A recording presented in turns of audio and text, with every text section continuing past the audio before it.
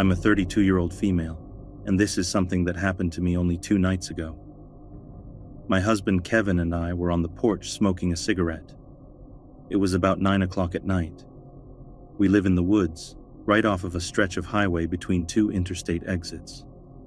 We were looking up at the stars, enjoying the quiet atmosphere of the crickets, glad to have a temporary relief from all of the usual traffic noise. I heard something and shushed my husband, even though he hadn't said anything. Was that screaming? Yes. It was a woman screaming like nothing I had ever heard before. It sounded like she was getting murdered. In between blood-chilling screams, she was screaming out, "Help me! Help me!" I looked at my husband. We were both really freaked out. The more she screamed, the closer she was getting to the house. I could eventually see a figure running along the median of the highway, making their way closer to the part of the highway that was in front of our house. Our house is a good ways back from our driveway, but not far enough that you can't see anything. If we could see her, that meant that she could see us. We have no yard security lights, so we were in complete darkness. We could still see the highway perfectly fine due to the house across from us, who still had their Christmas lights up. I threw my cig in my yard and backed up to stand in the doorway of the house, pulling out my phone to call 911. She is still in the median of the road, screaming. If anyone else in the surrounding houses heard her, they pretended like they didn't. Kevin runs past me inside to get on his jacket and shoes. I tell him not to go out there, but he ignores me and gets dressed anyway. As soon as he is out of sight, I see a red car barrel up the road and pull over next to where the lady was at. With her in the median, there was still a stretch of highway between them. There was a man driving. I couldn't see what he looked like. I only heard his voice. He was yelling that he was going to kill her and calling her a bitch. It looked like he was throwing stuff at her out of the window. As soon as she sees him pull over, she starts running straight towards our yard. By that time, I was already on the phone with the police officers. But as I said, I live out in the woods. Pretty far out of town, I'll add, so it would take them a bit to get there. I yell for my husband. I tell my 9-year-old son to go in our room where the baby is and close the door. He can hear the whole thing and was pretty frightened. My husband runs out onto the porch and into the yard towards her. He asks if she's okay, and she says that she had gotten a ride home from this guy, and halfway down the road he started acting really creepy. He refused to let her out where she told him to, and kept driving with her in the car. She looked behind her seat, pretending to look at a car behind them, and saw a roll of duct tape. Fearing for her life, she jumped out of the moving car and just started running down the road, screaming for help. Kevin starts to lead her towards the house, and by now is also on the phone calling the police, having gathered more information that I wasn't able to give them when I had called. They told him to stay on the line with them until an officer showed up. He lets her in the house, and her face looks terrible. She is red and bleeding in a couple of spots, road rash from when she had jumped out. She also said that he had hit her before she was able to escape. She came in, and we locked our door, knob, deadbolt, and chain. We stood together near the window waiting for the police to show up. I was trying not to lose my shit when there was a loud bang on our door. The man was yelling, "I know you're in there. I saw you running. The people in there can't protect you."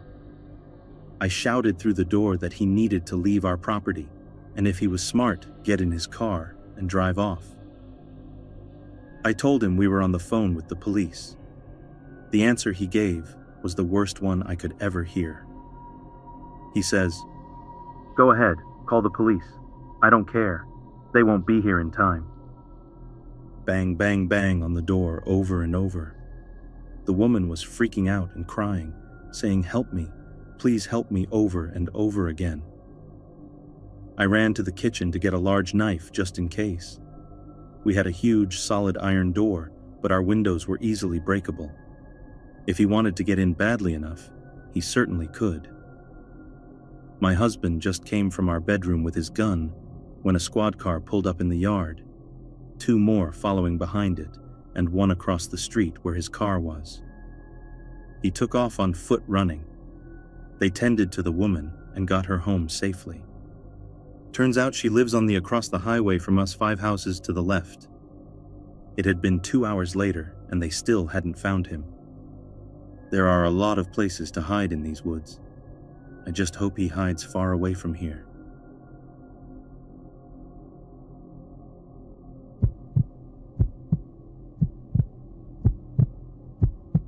I remember feeling sick in my stomach while tears ran down my cheeks into my beard. I was sitting in my car on the side of the highway around midnight, between 2 major cities in Europe. Maybe less than an hour earlier, I fought bitterly with my girlfriend. We both got mad at each other.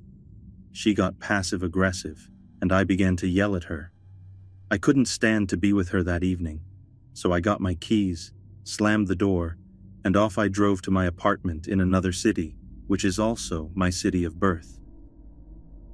I had to take a break during my drive home. The episode with my girlfriend woke emotions that were too great for me to ignore. So I stood there on the highway with my blinking light and no engine turned on. It was silent around me, except for the occasional truck passing by and the constant clicking of the blinking light. My body was tight, and in my mind, I ran through the escapade again and again. I hate when that happens, so I decided to continue driving as the heavy flow of tears stopped. I turned the key, but I couldn't turn it all the way. I was surprised that I couldn't turn the key all the way to start the engine. I retried. Nothing. The key was stuck again at the same position. I was stubborn and tried several times again and failed. Thoughts of staying the night on the highway rushed to the forefront of my thoughts. Why? Because I foolishly forgot to grab my cell phone as I was storming out of the apartment while still yelling at my girlfriend. Now I had no means to contact the emergency service or roadside assistance. Now the clicking of the blinking light was like a constant blow with a sledgehammer to my head. I shut it off, and I realized for the first time how dark it was around me. Trucks passed me by within the following minutes, but I did not want to step out of my car and wave one of the drivers over. I did not trust them. I always hate when people freeze in the midst of a situation that requires action. So I stepped out of my car. It was slightly raining. Obviously, I knew where I was, since I regularly drive on that highway back and forth, and I knew that 2 kilometers ahead was a highway exit. So I figured I'll walk on the side of the highway up to that exit. There is a gas station, and I hoped the place would be still open, even shortly after midnight. So I closed my car shut and began walking on the other side of the guardrail away from the road. The road was on my left, and trees, illuminated by the moonlight, were on my right. I was scared, very much. I had no particular reason to be afraid, but my mind turned the shadows from the trees into men hiding there, watching me with intense-looking eyes and hands ready to grab me. After 15 minutes or so, I began to move up a small hill, and the rain turned to snow. It was snowing for a while there because the earth and the trees were already covered in white. After yet another while, I saw the exit in the distance. I reached it faster than I thought I would. I miscalculated the distance, but that was all right. I was happy to be close to light, people, and a phone I could use. Right before the exit, there was a bridge that went over the highway. When I was about to pass under the bridge, I saw a person jogging on it. I stopped and looked up in surprise. I only made out a silhouette, yet I clearly saw a woman, ponytail, small and athletic build, crossing the bridge. What woman would want to jog around midnight on a road close to a highway with a wooded area on both sides of the bridge? A few seconds later, she was gone. I looked if I could make her out within the darkness, but I couldn't. Still weirded out, I continued walking and passed under the bridge. A couple of meters further down the highway, I took the exit. Now, in order to take the exit by foot, I had to get over the guardrail because there were thick bushes too close to the side of it that I was on. So basically, I was walking on the road down the exit to the gas station. On the right side of me, behind the bushes, there was a trail. If you decided to walk up that trail, you'd arrive back at the bridge I mentioned. So I was walking down the exit road slowly, because it was slippery, but also with a steady pace, because I did not want to get hit by a passing car. And then it happened. Someone jumped on me from behind and pushed me face first to the ground in the middle of the road. I screamed in sudden terror and turned around, ignoring the pain in my chin and right ear. The person was already on their feet again.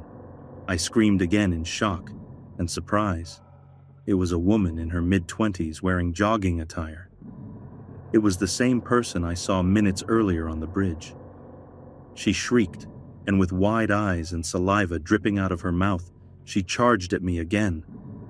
Suddenly, I felt a sharp pain in my left eye. The woman scratched over my eyes and poked her fingers deep into my left eyeball. I stumbled backward, and when she was running at me again, I threw her against the guardrail, with her back first. The sound of the impact was cringeworthy, but I just realized that as a side thought.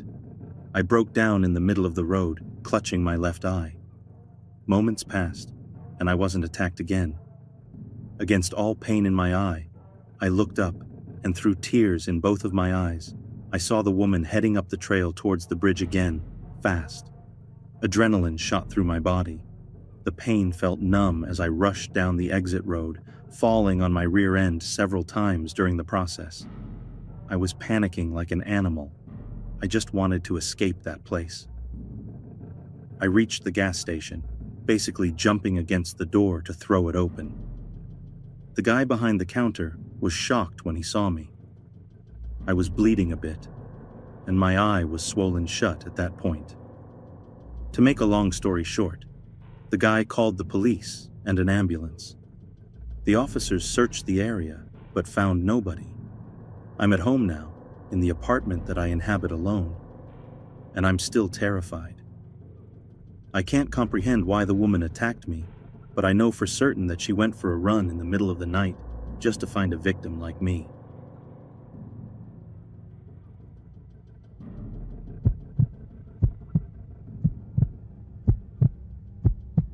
In March of 2012, my fiancé, now husband, and I were on our way home from Tampa, Florida, where we decided to spend his last spring break ever since he was graduating from college that year.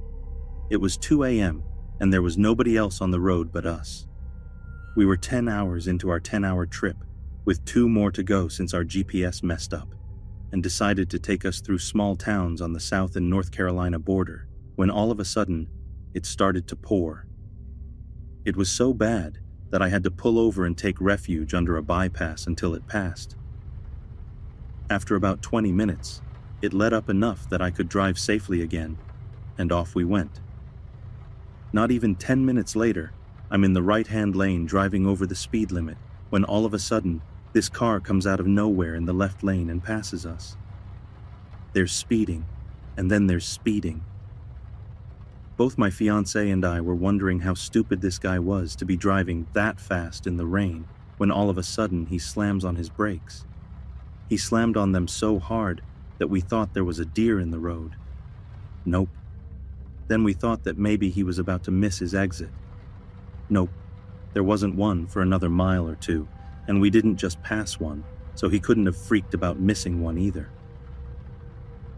What happened next sticks with me to this day, and I'm not someone that gets scared or creeped out all that easily.